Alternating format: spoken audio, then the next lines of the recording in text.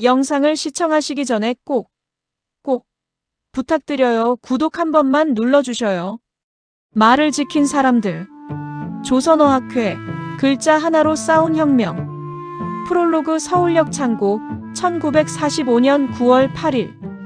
광복이 된 지 채 한 달도 지나지 않은 어느 아침, 서울역 화물 창고를 정리하던 영무원이 먼지 쌓인 나무 상자 하나를 발견했다. 겉에는 아무 표시도 없었다. 그저 그것이 버려진 물건인지 누군가 찾으러 올 물건인지조차 알 수 없는 낡은 상자였다. 뚜껑을 열었다. 안에는 종이 뭉치가 가득했다. 빼곡하게 손으로 쓰인 원고지들이었다. 영무원은 고개를 갸우뚱했다. 글자를 읽었다. 가마귀, 가람, 가랑비. 그것은 사전이었다. 아니, 사전이 되려던 것이었다. 그리고 그 원고지 한 장 한 장에는 누군가의 손에서 고문받고 누군가의 눈에서 눈물 흘리며 누군가의 목숨이 담긴 글자들이 조용히 잠들어 있었다. 총 26,500장. 3년간 사라진 줄 알았던 원고가 아무도 모르는 창고 한켠에서 기다리고 있었다. 1장 말이 살아야 민족이 산다. 이극노라는 남자. 1920년대 독일 베를린. 조선 청년 이극노는 이국의 도서관에서 책장을 넘기며 생각에 잠겨 있었다. 그는 베를린 대학에서 언어학을 공부하는 유학생이었다. 독일어, 영어, 프랑스어, 에스페란토어까지 구사하는 수재였지만 그의 머릿속에는 언제나 하나의 질문이 맴돌았다. 조선어 사전이 없다는 게 말이 되는가?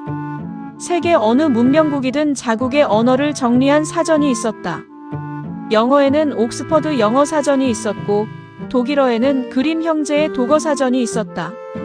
그런데 수천 년의 역사를 가진 조선에는 자기 말을 체계적으로 정리한 사전이 단 하나도 없었다. 이극노는 귀국을 결심했다. 1929년 그는 가방 하나를 들고 경성으로 돌아왔다. 그가 합류한 곳이 바로 조선어학회였다. 당시 조선어학회는 1921년 조선어연구회라는 이름으로 시작한 작은 모임이었다. 한글 창제의 뿌리인 주시경 선생의 제자들이 모여 만든 단체였다. 이극노가 들어오면서 이 모임은 폭발적으로 성장했다. 그는 학자이기 이전에 탁월한 조직가였다. 그가 처음 한 일이 무엇인지 아는가? 돈을 구하러 다닌 것이다. 조선 팔도에 부유한 민족주의자들을 찾아다니며 사전 편찬 사업에 후원을 요청했다. 문전박대도 수도 없이 당했다. 조선 총독부의 눈치를 보는 사람들은 고개를 저었다. 한글 사전이요? 그게 중요합니까? 당장 먹고 살기가 급한데. 이극노는 포기하지 않았다.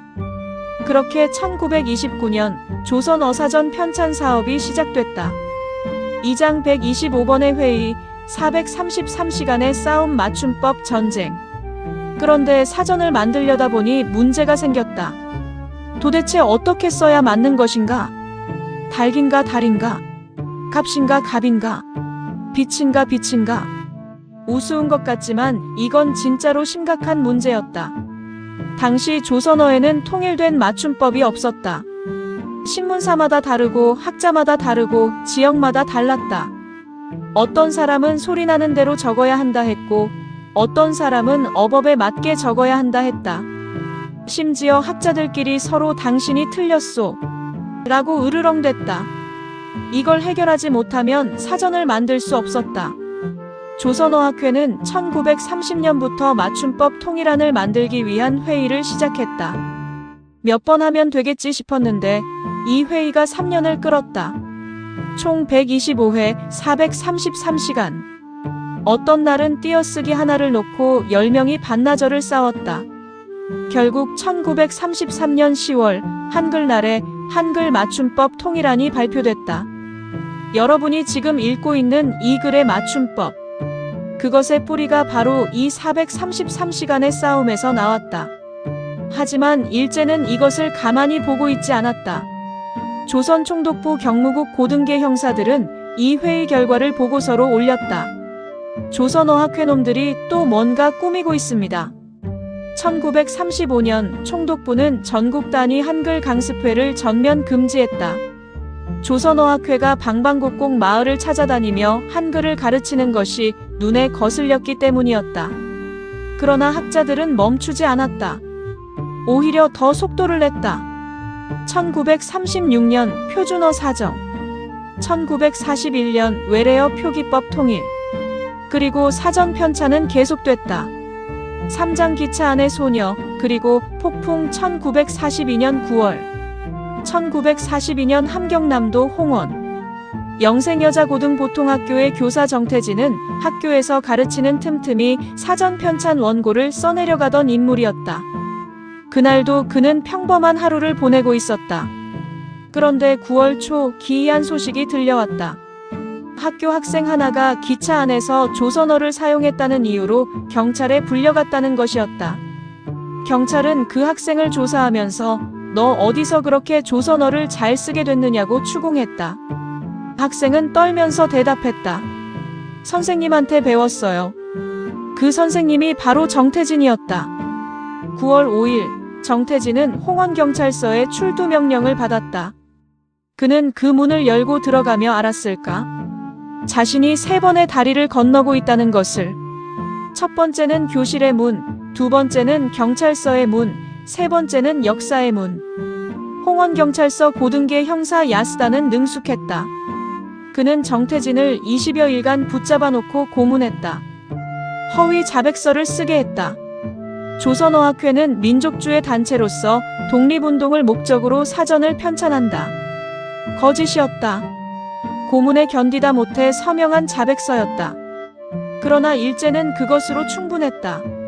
10월 1일 경성서울의 학자들이 일제히 체포됐다.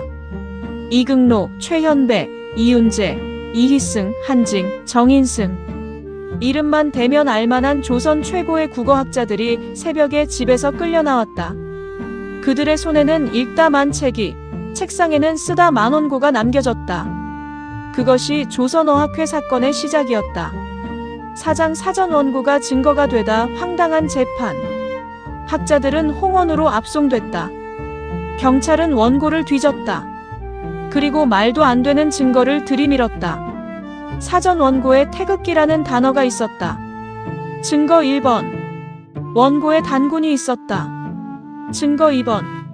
원고에 백두산이 있었다. 증거 3번. 그리고 조선어사전편찬회의 초기 취지 선언문에 독립이라는 단어가 있었다. 이것은 결정적 증거로 채택됐다.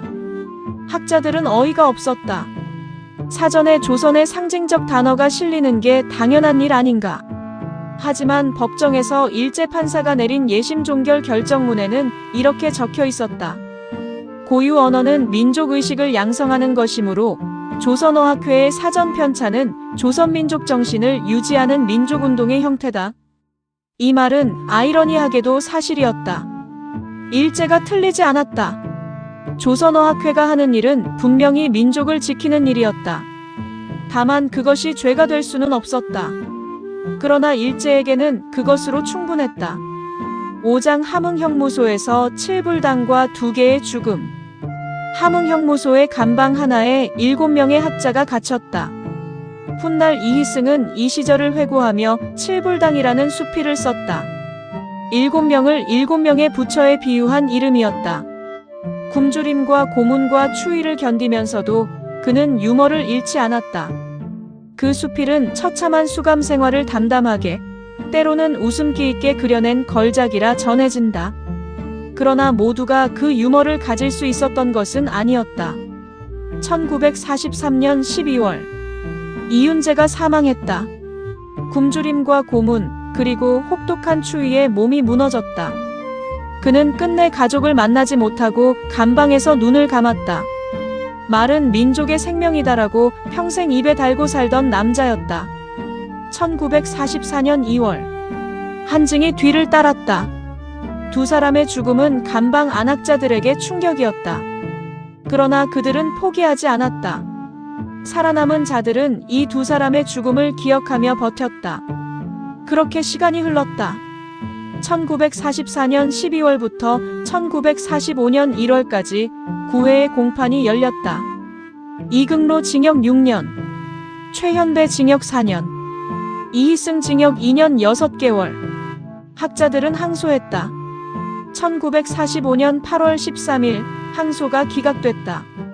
그로부터 이틀 뒤 8월 15일 일본이 항복했다. 8월 17일 함흥 형무소의 문이 열렸다. 살아있는 학자들이 나왔다. 목격자의 증언에 따르면 이극로, 최현배, 정인승, 이희승 4명이 풀려날 때 3명은 사람들의 부축을 받아 겨우 걸어 나왔고 나머지 1명은 들것에 실려 나왔다. 그것이 그들이 글자를 지키기 위해 치른 값이었다. 6장 원고는 어디에 서울역 창고의 기적. 광복 이후 학자들은 서울로 돌아왔다. 가장 먼저 한 일이 무엇이었을까? 사전 원고를 찾는 것이었다. 그런데 원고가 없었다. 홍원경찰서에서 압수된 것까지는 알겠는데 그 후 어디로 갔는지 알 수가 없었다. 기소 과정에서 증거물로 서울로 이송됐다가 다시 함흥으로 갔다가 종적이 묘연했다. 10년이 넘는 작업, 수십만 어휘를 담은 원고지 26,500장이 증발한 것이다. 모두가 포기하려는 찰나 1945년 9월 8일 서울역 조선운송주식회사 창고를 정리하던 직원이 먼지 쌓인 상자를 발견했다. 뚜껑을 열자 빼곡한 원고지가 쏟아졌다. 원고는 살아있었다. 재판 증거물로 경성서울고등법원으로 이송됐다가 일제의 패전과 함께 혼란 속에서 그 창고에 방치된 것이었다. 아이러니하게도 일제가 잡아들이는 바람에 서울로 옮겨온 원고가 바로 그 덕분에 살아남은 것이다. 역사의 장난인지 운명의 선물인지. 7장 그 후 갈라진 길, 완성된 사전.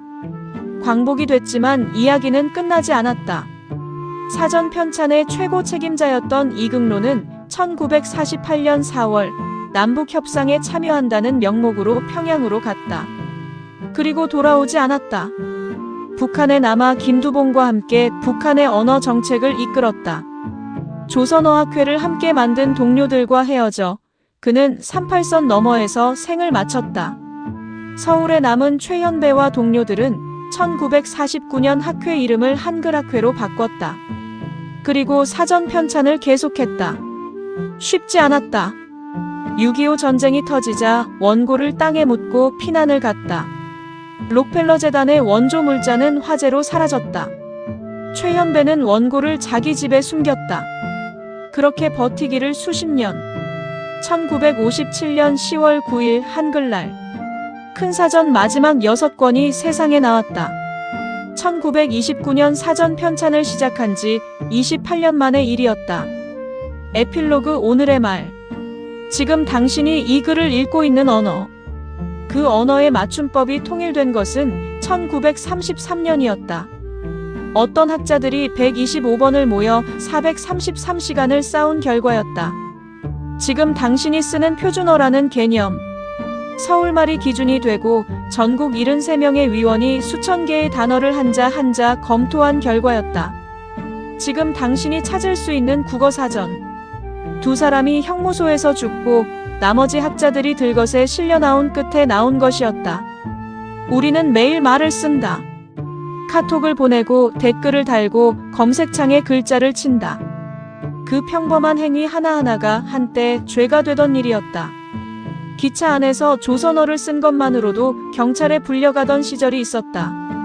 사전에 태극기를 넣었다는 이유로 감옥에 가던 시절이 있었다. 그 시절을 버텨낸 이름들 이극로, 최현배, 이윤재, 이희승, 한징, 정인승, 정태진. 그들은 총을 들지 않았다. 칼을 뽑지 않았다. 그저 붓을 들었다. 그저 말을 지켰다. 오늘 우리가 쓰는 이 한글은 누군가의 목숨 위에 세워졌다. 참고 이 이야기는 실제 역사적 사실을 바탕으로 소설적 기법을 더하여 구성하였습니다. 조선어학회 사건은 1942년부터 1945년에 걸쳐 실제로 일어난 독립운동으로 관련 인물들은 광복 후 독립유공자로 인정받았습니다.